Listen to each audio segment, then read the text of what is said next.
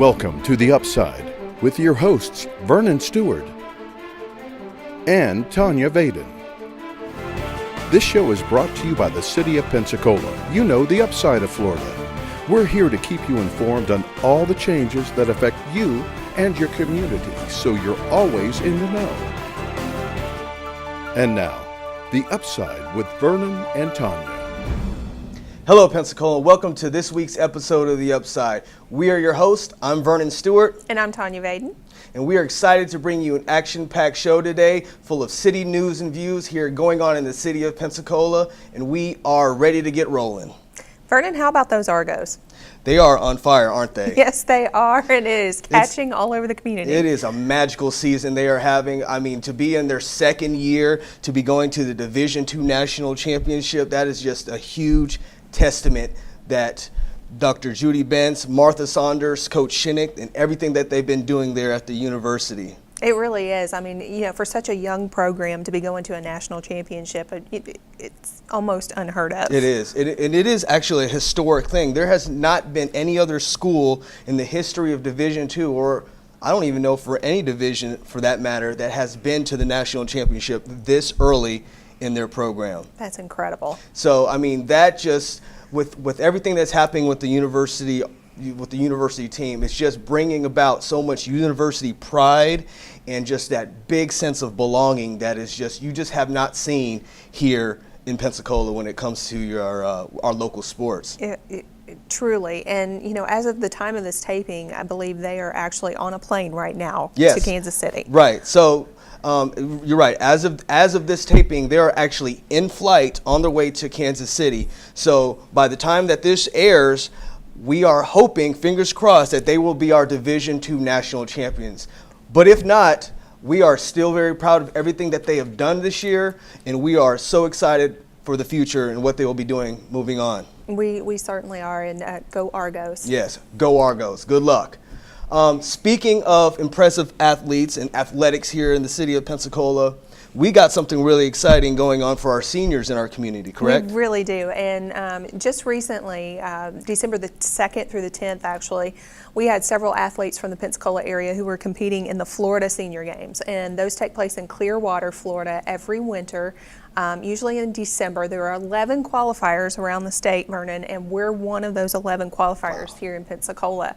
So we hold our games in September, and usually the games around the state are held from April through September, October, and then those athletes who medal in their local qualifiers get to go on to the state level of the Florida Senior Games, which is a sanctioned event for the National Senior Games. So even though this year technically wasn't a qualifying year for the National Senior Games, the next one coming up will be in 2019 in Albuquerque, and the Florida Senior Games next year for 2018 will be a qualifier. It's those even numbered years where it's a qualifier. So that means the competition will be even more fierce next year for the Pensacola Senior Games, because we will have athletes who will be trying to qualify to go to the state level and then try to go to the national level. Now let me ask you, this is open to all residents in the community? It is. We allow athletes from anywhere in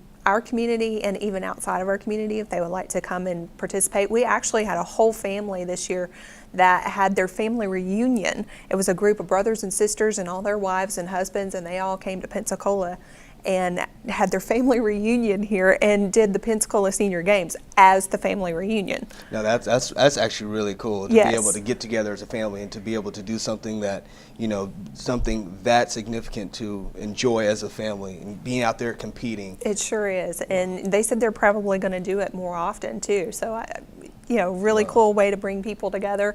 And the Florida Senior Games, it's a series of multi-sport event program for adults ages 50 and older, and it consists of all kinds of competitions, everything from bowling and badminton to tennis, table tennis, and even pickleball. Pickleball. Tell me, what exactly is pickleball? Well, pickleball is kind of like tennis. It's kind of like a cross between tennis and maybe badminton, or maybe a little bit of table tennis even. You use a paddle instead of a racket, and you have a larger plastic type of ball. Trying to visualize this right now. And you play it inside a gym. Oh, okay. Yeah. Okay. I'm sure those matches get pretty intense. They do get very intense, and you basically you have 2 players on each side, and it gets to be pretty intense, and the competition was pretty fierce this year, and we were actually really excited to hear that we had a couple of our local participants that we didn't have anybody medal in pickleball this year, but we did have some participants that medaled in some other events. We want to congratulate them on their medals. Craig Waring of Pensacola, he received a bronze medal in the men's free throw shooting. Oh, wow. For ages 65 to 69. And Floyd Stevenson of Pensacola and Woody Barnes of Gulf Breeze, they both won bronze in the men's doubles tennis for ages 70 to 74. We want to congratulate Mary Helen Fryman of Cantonment. She joined Floyd Stevenson for the mixed doubles tennis in ages 70 to 74, and they brought home a silver medal this year. Wow. And then Joseph Mosier, he is also from Gulf Breeze. He brought home a silver medal in the men's single table tennis, ages 65 to 69. I mean, I'm loving the medals and everything, but the main numbers that are sticking out is the ages you're saying. You're talking about 70 to 74, just being out there, still being able to compete like that. That's absolutely. impressive. We have athletes we have one gentleman, John Hurd. We'll probably talk about him as we get closer to the national or our local games in September. He actually started running when he was 60. Oh, wow. And now he's winning medals like crazy in the senior games. Well, you know what they say, better late than never. Better late than never, right. That's so right. What we can do is we can put a link to how people can register. We can put a link in our description for the video on how people can register. But if not, how can people register for the senior games? For the Pensacola senior games, we'll have registration will open up probably in July of 2018, and you'll be able to register all the way up until the day of the games that you want to compete in. So even if you decide that morning, you can wait till that day and decide that you want to participate in the games and just show up and register, or you can go online and register at playpensacola.com. Awesome. So Vernon, I know that we get a lot of calls in the city that may not necessarily pertain to city services, but it could be something that is within the county. And I know everybody hates to be redirected or put on hold. So what are some ways that we can help citizens understand who they should call if they have an issue? Right. One of the biggest challenges we face when dealing with information out to our residents and people that call into the city is directing them to their appropriate service. So it's important to understand that there is a big difference between city government, county government, and whether you live in the city or in the county. And did you know that one of the easiest ways to tell if you live in the city or in the county is just by the color of your trash can? I did know, but for those that don't. For those that yeah, don't. for those that don't, if you live in the city, you have a black trash can. And if you live in the county, you have a green trash can. Don't ask me why that is, but that is one of the easiest ways to distinguish whether or not you live in the city or in the county. It's good to know. So if you have a black trash can, you call the city. If you have a green, you call the county. But what if you're out and about and you see something or need to report something and you're not at home, so you don't know what the trash can is? Yeah, that's a very good point. So it's basically just going to be, you're going to have to make that phone call on your best guess, because a lot of the times there's not going to be those obvious signs that tell you that you're in city limits or you're in county limits. So it's just going to be, at that point, just to be the luck of the draw unless you do know offhand. But it is important to know whether you live in the city or county. There are big differences between the two. The county, they have a big geographical area that they cover. I mean, they're out to Perdido, up to Century is in the county. So, the city of Pensacola, we're just this downtown hub with a little bit on the outskirts and some of these different communities. So we're not as big as the county. We have our own services, and the county has their own services as well. And just being able to have that in your mind, that I need to contact so-and-so for this, so-and-so for that, would help our residents a lot moving forward. Yeah, it could definitely make the difference in the time that it takes to respond to an issue or a concern. Yeah, there's different nuances that also go along with the differences between city and county. such as the way that they're governed. Here in the city, we have a mayor, we have a city council. In the county, they have a board of county commissioners. So there's a lot of differences such as that. So and cities fall within counties, and it gets a little tricky for those that may not have paid very close attention in civics class in high school. So it's just one of those things that you just want to keep in mind moving forward. Good to know. Yeah. And one other tidbit that I learned, do you know who has the biggest county in the United States? Who? Like the biggest, you want to guess? Escambia? No.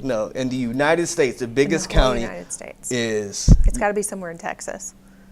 No. Well, tell us. It's actually Los Angeles County in California. Makes sense. Yeah, so they have the biggest county in the United States. So that's your little trivia tip for the day. Tip for the day. All right. So Tanya, what do we have going on for this week's nonprofit news? Well, this week in nonprofit news, we want to congratulate Ocean Hour's president, Sharon Jankowskis. She recently received a second place Gulf Guardian Individual Award from the EPA's Gulf of Mexico Alliance program. Wow. Yeah. Wow. Sharon received that award on November 30th, and that was recognizing her for her coordinating weekly beach cleanups that span the entire Pensacola area. So not just Pensacola, but Gulf Breeze and the Pensacola beach communities. And these monthly cleanups include some of our parks in the city too as well. So Wayside Park, East and West, and the Graffiti Bridge, the Bartram Park, and Bay Bluffs Preserve and Chimney Park. In addition to also the Naval Live Oaks and Bob Sykes Bridge area, and then Fort Pickens National Seashore as well. And the really cool thing about this is Sharon started out 4 years ago cleaning up shorelines by herself. Wow. And eventually she invited some of her friends and some of her neighbors to come with her. And it really took off from there. And her grassroots efforts have led to these weekly beach cleanups that are on a regular schedule. And you can come out and help every Saturday from 9 a.m. till 10 a.m. and help clean our shorelines in the area. And each week is a different location. So she has over 200 volunteers now. Wow, who come out and join the effort. Huge. That's huge. Fantastic, and they keep our waterways, our local beachfronts and shorelines clean. And then they collect all kinds of marine debris, and then they dispose of the trash. But the really cool thing every week that they do is they weigh the trash or the debris that they bring in. And that kind of keeps the volunteers engaged and gives them a sense of purpose when they see how much they've It makes it quantifiable for them. Exactly. And then Ocean Hour also shares that data with local government and educational institutions too, so that they know what is coming along our shores as well. So a very cool nonprofit, very cool effort in our community to help improve our environment and save our shorelines. Absolutely. Really. One of the biggest things that we hear in the office of the mayor and here at the City of Pensacola is how nice the city looks, how nice, even people coming across the bridge, they talk about how nice the beaches are, and even people from outside of Pensacola just talk about that Pensacola is known for, just being so nice and clean looking, and just how nice our beaches are. And just knowing that there are groups and organizations out there that they're dedicated to maintaining that just speaks volumes for the type of residents we have here in the city of Pensacola. It really does. And like I said, we want to thank Sharon. We want to congratulate her on her award, and we want to congratulate Ocean Hour for spreading the word about keeping our beaches clean. They actually have a PSA contest going on right now on their website, so you can go to their website at oceanhourfl.com and find out more about that PSA contest that's going on, and of course find out when the next beach cleanup or shoreline cleanup is going to be. Absolutely. And what we can also do is we can put a link down in our description just for them as well. Absolutely. So. And you can also check the City of Pensacola website, cityofpensacola.com, and you can see the cleanups that we have at those city parks as well. Wow, that's exciting. That's exciting. Congratulations. Congratulations. That's all we have for this week, everybody. Be sure and like and subscribe to this video, and also get your friends to share it on Facebook. Yeah. Also, keep the Elf on the Shelf pictures coming in. We are getting them in. We got our Christmas theme episode coming up next week, so we're going to highlight all the pictures that we're getting. So just go ahead and make sure you send them in to the upside at cityofpensacola.com. And we'll see you next week. See you next week. This has been The Upside with your hosts, Vernon Stewart and Tanya Vaden. This show has been brought to you by the City of Pensacola. You know, the upside of Florida. Join us again next week for more of The Upside.